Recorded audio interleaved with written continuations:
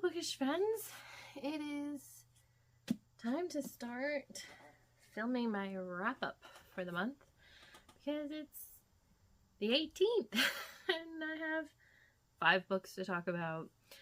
So the first one I wanted to talk about was The Murder Before Christmas, and I've just lost the author's name.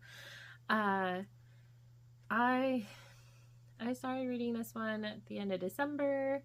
Shatona Havoc had recommended the series, and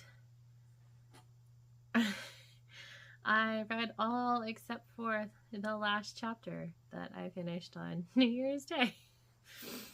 I just couldn't stay up anymore, and so I finished the book on New Year's Day.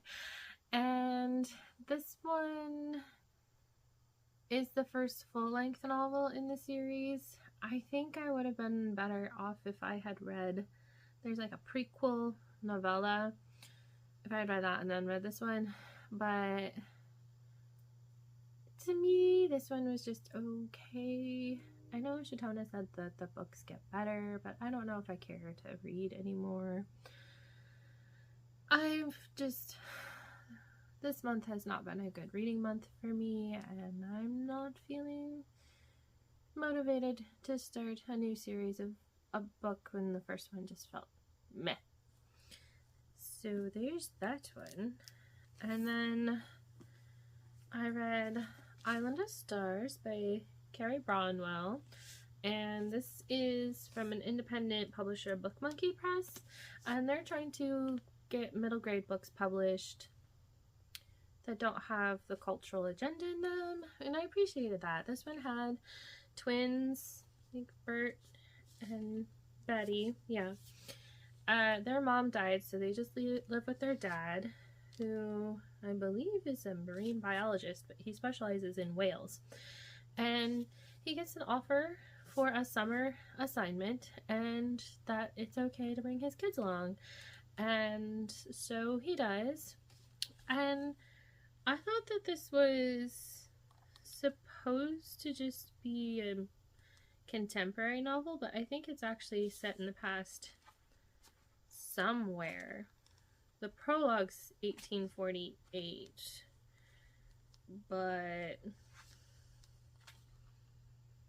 there's no actual year given for when the main events of the book take place.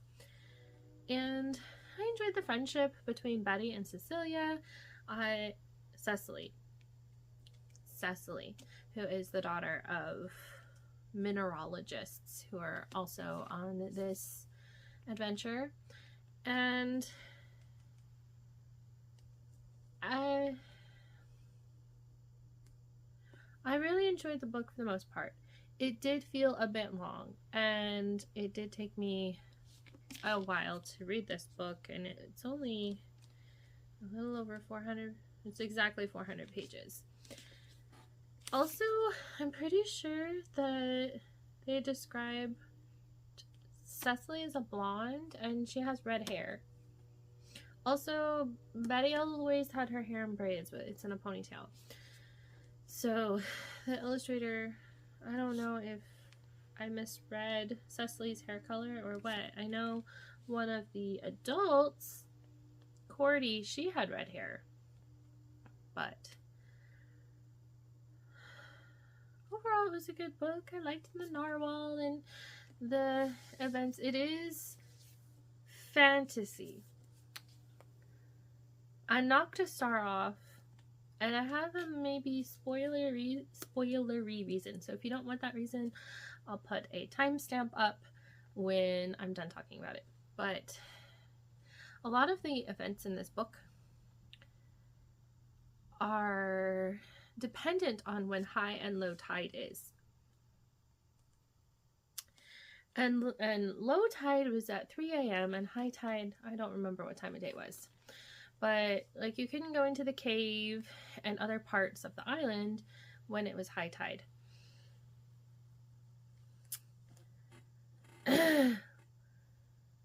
High tide and low tide are twice a day. And it only took a quick Google to find out that there's a little bit more than 6 hours between low tide and high tide, and a little bit more than 12 hours between the first low tide and the second low tide, and the same with high tide. And because of that, high tide and low tide change because they change a little bit day to day. And so, like, weeks later, low tide is still at 3 a.m. and the kids can't go into the cave because they'd have to be out of their beds at night. And then their dad's a marine biologist, and he's the one who told them when high tide and low tide are. And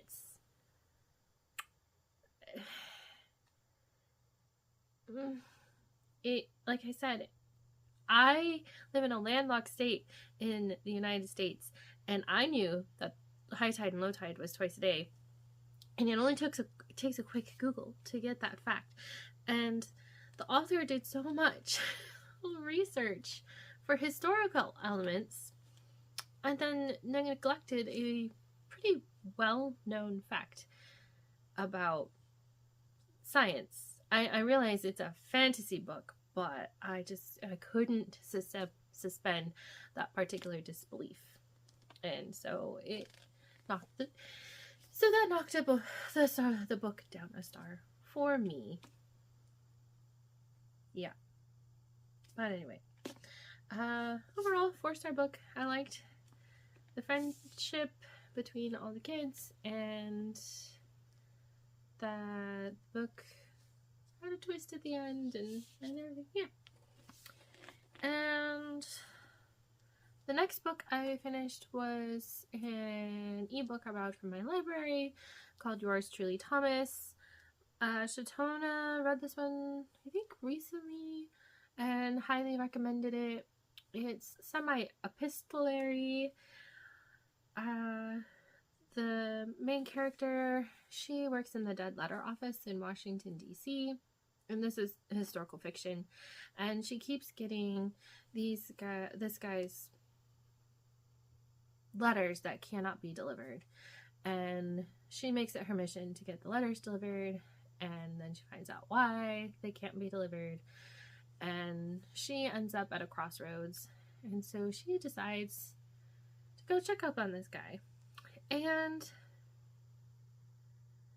I liked that the letters were not used to just tell the story, but to actually influence events in the story. If there had been no letters, there'd be no story. Characters would have made different decisions. It did. Obviously, there's a romance, and it felt maybe a little insta-lovey for my taste, but I still really enjoyed it, and it was probably like a 4.5-star read because of that. So it's actually probably the best book I've read this month. And then I read The Light Between Worlds for the beauty prompt for my book club and for Chantal Reads All Day's Read Your Bookshelf Challenge. And she rated this book 5 stars and said it had Narnia vibes, which it does, and that it was the best representation of depression that she's seen in a work of fiction. And I would agree with that. However, I do this for 5-star prediction.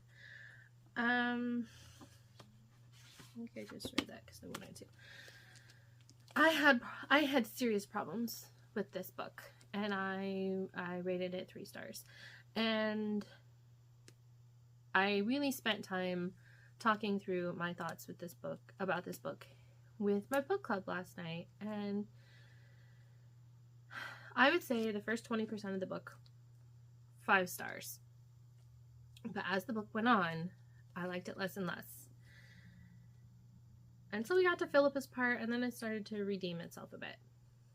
And so I'm going to give major spoilers for this book, so if you don't want to be spoiled, again, skip ahead. But So World War II, they're in an Anderson, which is a bomb shelter in their backyard. Bombs are falling, and Evelyn, who's 10, is like, I want to be anywhere but here, anywhere but here. And so she and her brother and her sister get whisked off to the woodlands.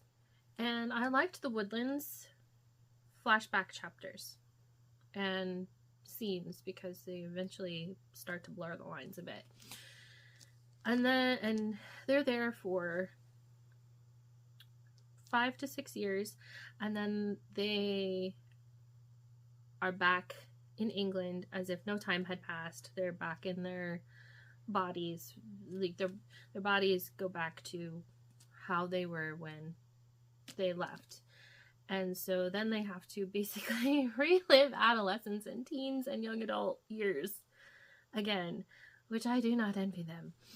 But Evelyn definitely does have depression, and Philippa is able to help her cope. And then Evie decides that she wants to stand on her own or not without Philippa's interference.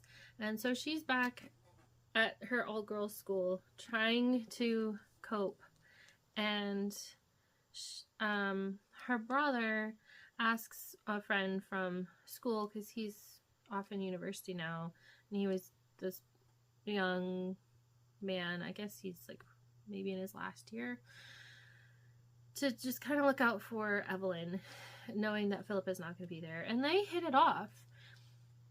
And I did like how she portrays Evelyn in the first bit.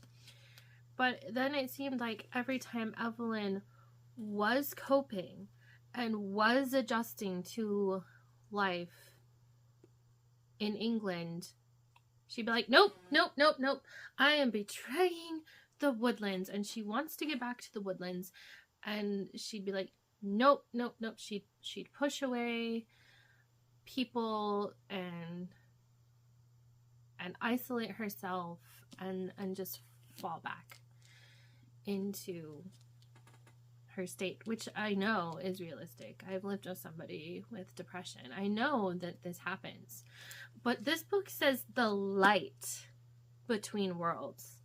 And this book does not have light, because Evelyn is not happy until she basically decides she's going to wander the English countryside barefoot with no sweater, no coat, anything in January until she finds her way back to the woodlands.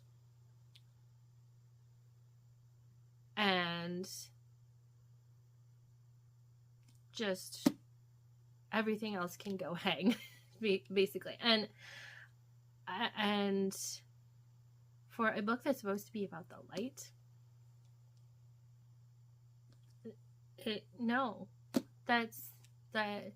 you don't take you're not taking a broken person and actually putting her in a place of healing, except through having her go to her fantasy world. And then it goes to Philippa. Her sister's missing, and she's dealing with heavy guilt because she knew Evelyn wasn't going to be able to cope with the winter, and then Evelyn basically pushed her away to America, and then her sister's missing, and she just feels terrible, and she spends time trying to figure out what happened to her sister. She ends up getting a job, which was kind of a bit of a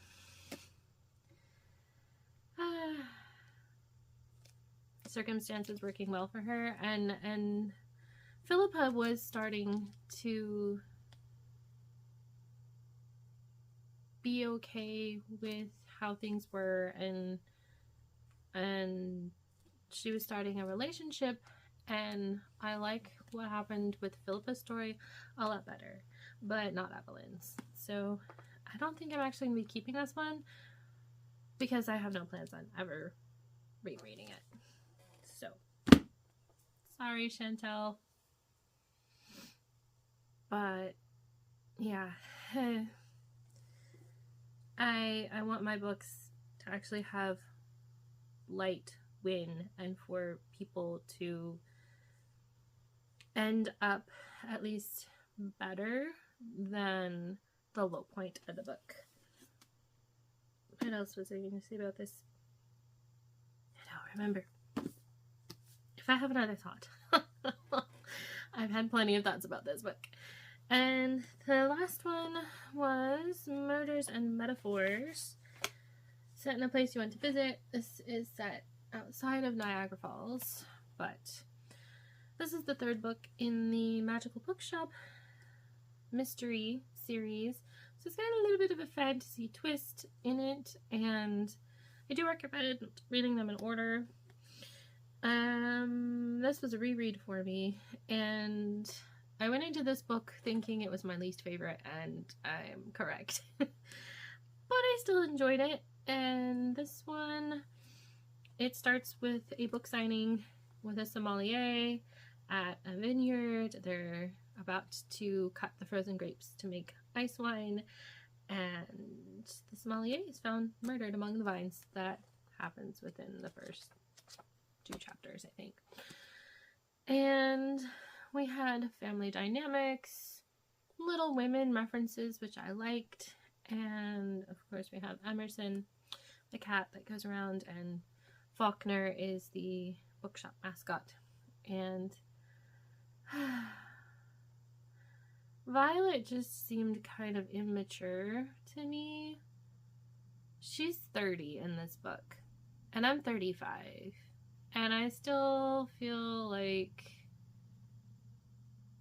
she's a college student and not as mature as she could be. Also, my book, I don't know if you can tell, but somebody did a very poor Photoshop job. Like they wanted to take Emerson's ear from behind this little graphic on the front, and then instead of lining it up, you're cut that his forehead is down over his eyes. It doesn't look that way on the Kindle version, but I just kind of have to giggle because he looks like a demon cat. And it's somebody's very bad Photoshop job that did not get caught before publishing. This book could have used some better editing too. I think there's been a new edition of it come out, and now I'm like, I already have 3 of these, and there's only 5 books in the series, and I don't know if I want to keep collecting them, because I think I did really enjoy book 4. Book 2 is probably my favorite. Or if I want to get them in the new covers. Decisions. But anyway, I read 5 books. I've got several on the go. I have my nonfiction book that I'll see if I'll finish it or not. If I don't finish it by the end of January, I'm just going to DNF it. It's a whole lot of principle and not a lot of application. And then I do have my buddy read of Thoroughfare going on with Shatona, and I'm quite enjoying it. It's a nice, slow-paced, pastoral read, and you're just there to be with the characters. So, I'm going to end this clip here, because my furnace is kicking on. So, I'll be back with more books. My husband took our kids for a walk, so I don't know how much I'll get to film before they get back. I'm not with them, because I've hurt my foot, ankle, not entirely sure how, but I'm in a walking boot for another 3 weeks, so yeah, not much walking in a walking boot.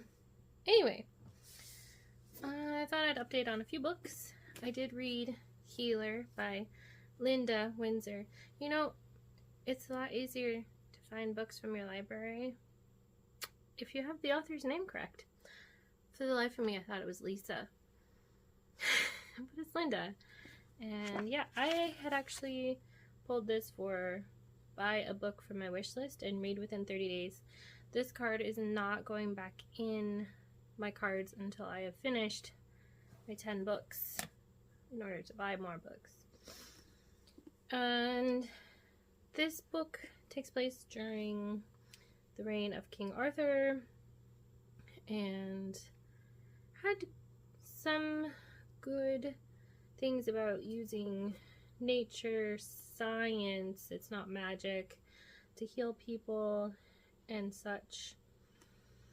There were prophetic dreams and God actually talking to people, which is to me, but it did make me slightly uncomfortable because I'm a bit prudish, and it was a little talking about how attractive people were, and one of the brothers and his wife are very loud in their lovemaking, and it mentioned that, and it just felt kind of awkward. But it was well written, I think, and I ended up giving it 3.5 stars. Not sure if I'm going to continue the series. There's 2 more books in the series, so I'm not sure. I can get those through ebook through my library though, so there's that one. And I decided to DNF my nonfiction book for the month. I got halfway through it and I felt like I had learned nothing, and I want to actually be getting something out of my nonfiction. I'm not just reading it just to read it. So I feel bad because a friend gave me this, but I'm just not going to finish it. Instead, I've picked up End of the Spear by Steve Saint, and I'm really enjoying this one. So, gosh, when did I become a biography person? I don't know. And I forgot to mention in my earlier wrap-up, I did read the January chapter for The Life-Giving Home. I usually read it the week before the month is going to start, but it was Christmas and we were traveling, so I read it in the first week of January instead. And that one talks, the thing I took from that chapter was Sally takes time each night, at least when her kids were younger. They're grown up now and not at home, but when they were younger, she would make sure she had at least a few minutes with each of her kids, and that she made sure that the last words that she said to her kids at night were positive and a blessing. And I want to try to focus on that and make sure my kids know, even if we've had a bad day, they're still loved, and I am still better because I have them in my life. So that was my conviction for January. And I did read the February chapter as well, and this one she's talking about showing people how you love them. It does talk briefly about love languages, but she mentions that everyone could use words of affirmation, even if it's not their love language. And I'm gonna see if I can find, I did underline in here a little bit about that. Let's see if I can find it. It would help if I were looking in February and not March. Words of affirmation should be said. Words should be planted in people's souls. Words not said can leave a vacuum. So, yeah. Spending time figuring out, is my child introverted? Is my child extroverted? I already know my husband is. And what's the best way to show them love in a way that means something to the person you're showing love to? Such a good book. I want to read more of Sally's books in particular. And speaking of nonfiction, my kids and I finished our first missionary story of the year, Ida Scudder, Healing Bodies, Touching Hearts. She came from a family of missionaries in India, and at first she's like, I'm never going to be a missionary in India. And then her mom gets sick and she goes to India to take care of her, and she realizes what a need there was at that time for women to treat women because they couldn't be treated by men. And my kids really enjoyed this. We flew through it in about 3 weeks, and we're on to the next one. Really like this series. we're listening to them on audio. Listen to a chapter or two a day during school. And then the last book I have finished so far is Anne of Green Gables. Chantel at Chantel Reads All Day is doing a Year of Maud read along, and the first few months are some of the Anne books. And this was the first time I had reread this, I think, as an adult. I read it several times as a little kid, and I know I read it at least once as a teen. And I think I read books 2 through 7 as a teen, and then I finally read Rilla of Ingleside about a year and a half ago, I think. Oven's hot. And I just really had a good time reading through this. I think this was probably my favorite book that I read in its entirety this month. And I really loved it, and I am looking forward to continuing on. Not sure how far I will go. I'll probably read at least through Rainbow Valley. And Shatona and I have decided, since we're only about halfway through, that we're going to continue Thoroughfare into February, which is fine. I'm enjoying taking my time reading this book. It's very pastoral, and you're just reading it to be with the characters. The main character, Jeff, is younger than I expected. He starts out about 8, and then he's 10, and he might be getting close to 11. So I'm not going to finish that by the end of the month, but I may finish The Black Cauldron. Tomorrow's the last day of the month, and this book's only 180 pages. I might be able to get it finished by the end of the day tomorrow, but we'll see.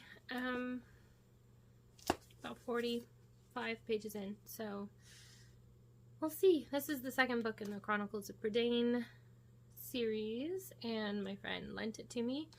And oh right, I messed up. I was supposed to do a random letter for the title, and I drew the letter A, but when I was filming, thought it was for the author, so I chose this for the random letter. But Anne of Green Gables would have actually worked if I had read the card correctly. So hoping to get both of these checked off. And yeah, you would think with being in a boot and having to rest my foot more that I would read more, but I had some pain and discomfort the first week and a half, and so I just had a hard time focusing, and now I can get up and walk and stuff, but you can probably hear my Instant Pot coming up to pressure, but it just takes so much more time because I need to rest my foot, and by the time I've gotten the boot off and put my feet up for a while, got my book out, somebody needs something, and then I need to put my boot back on and go take care of it. Everything is taking so much longer. So yeah, I will check back in if I finish The Black Cauldron. I'm really enjoying it so far. It's a different day, same sweater, but my hair's done differently, and I did manage to finish The Black Cauldron, and I really enjoyed this one. It was short. I read it in just a little bit more than 24 hours. Can't check that one off my bingo, but this did get me out of the beginning of a reading slump. I was just... This has not been a great reading month for me, and so it was nice to have a book to kind of get me out of that I could read quickly, and it continued a series, which I guess now that I've read book 2, I'm committed to finishing. There's 3 more books. I don't know if I can say much more about this one without giving anything away, except it has a lot of Welsh names in it, and the author is oh so kind to give us a pronunciation guide. I was referencing it a lot. The main character, his name is Taran. He is the assistant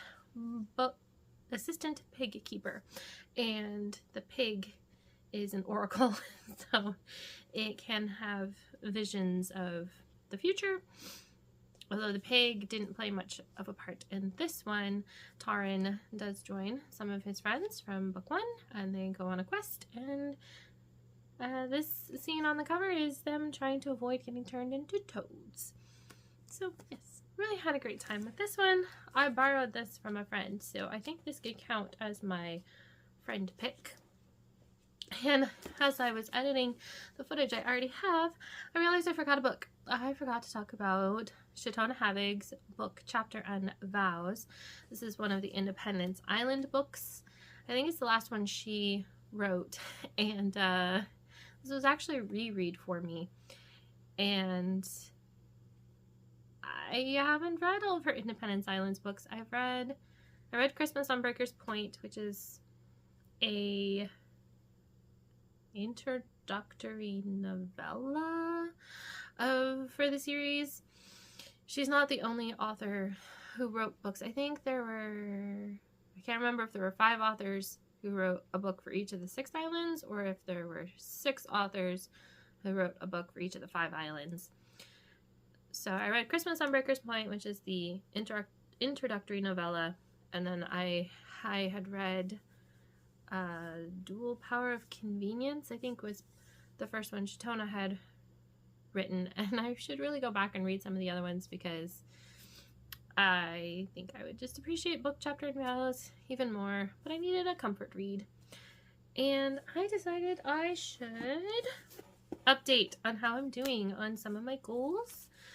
Let me know if you like this goal update every month, if I should do it in all my wrap-up videos. I've got my reading journal here to help me. So for the book Read Your Bookshelf Challenge, I did complete the beauty prompt with The Light Between Worlds because it has a very beautiful cover. For the buzzword cover challenge, I have not completed it yet, but I did start Family Patterns. It's got a quilt pattern on the front, and pattern was the prompt.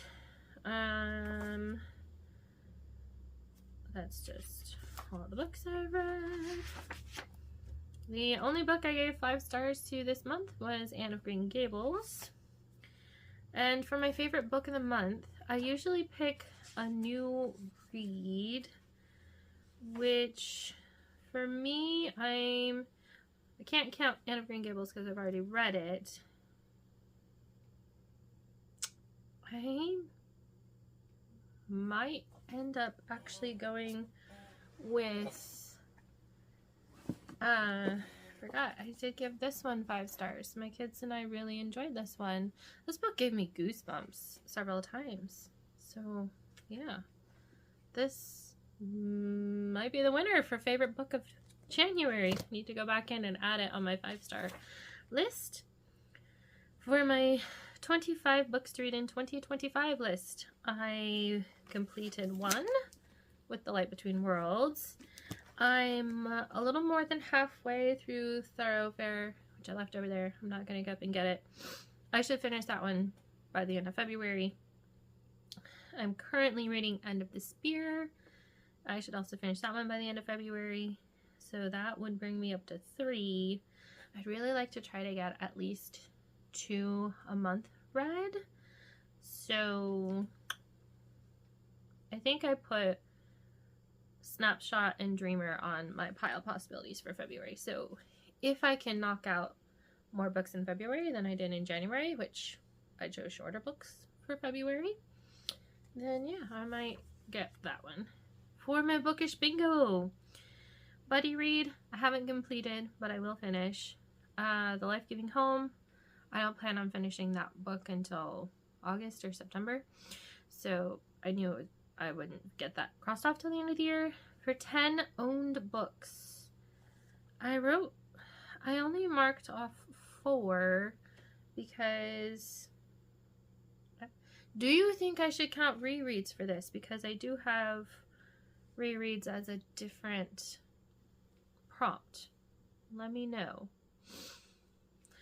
For 10 Kindle books, I did count book Chapter and Vows, even though it was a reread, because I originally read it through Kindle Unlimited when I had a trial period, And so this was the first time I had read it after getting my own owned Kindle copy. I've only done one. I'm reading another one though. Readathon Blackout. Haven't done any readathons yet. Finished 3 series. I read the first book in 3 series this month. I did continue the Magical Bookshop one, but I don't know if I'll actually finish that series. I should go back and see when I started rereading it. New to me author? Yes. Carrie Brownwell, who did Island of Stars. I've never read anything by hers, so I went ahead and crossed that off. 3 favorite author backlist. I don't know if I can count Book, Chapter, and Vows because it is a reread. And I was thinking knocking off ones that I haven't read yet. Owned more than a year.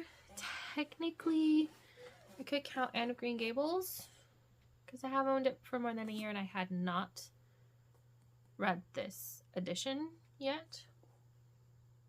But I don't know. I think if I get to the Snapshot and Dreamer book by Brandon Sanderson, I know I've owned that one more than a year. So I have other possibilities. I have not done a giveaway yet, and that's probably me in the second half of the year. I already gave an update on my 25 and 2025. I probably won't cross that off till November or December. 3 Wodehouse books. I have not read any, but one of them is on my February TBR. I have my Free Space, New Testament. Haven't finished that. That'll probably be a summer thing. 10 library books. I did borrow Yours Truly Thomas from my library via Libby. A tome. No. I have so many books that are so close.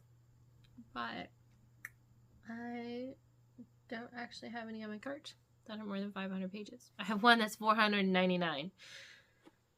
So close. My friends were like, oh, but if you read the author's note and stuff in the back, you could count it. 6 nonfiction books. I have not completed any yet.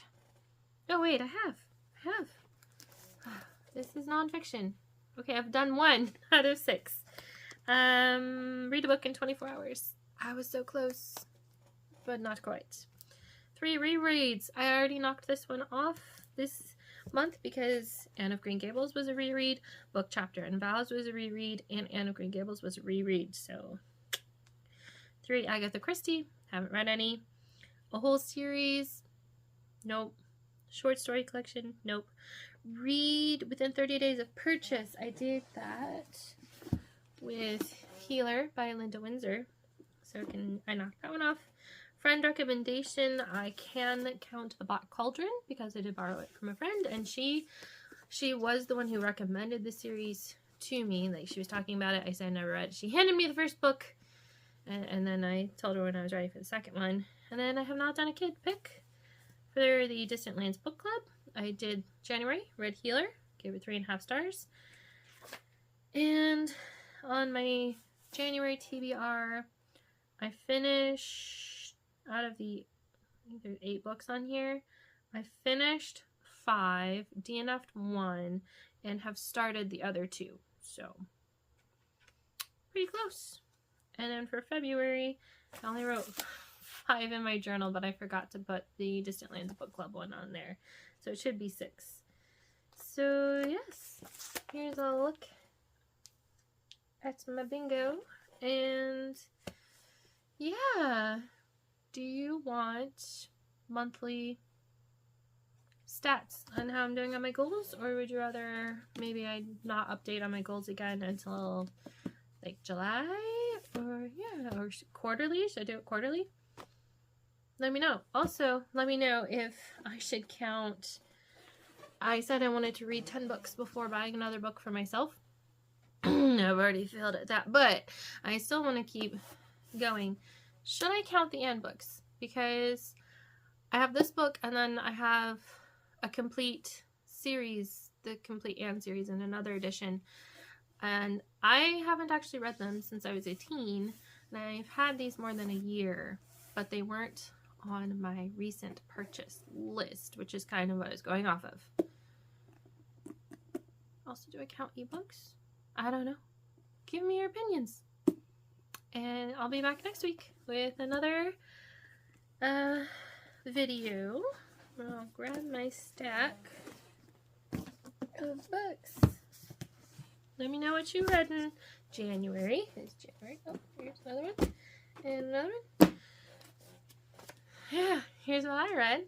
Until next time, happy reading!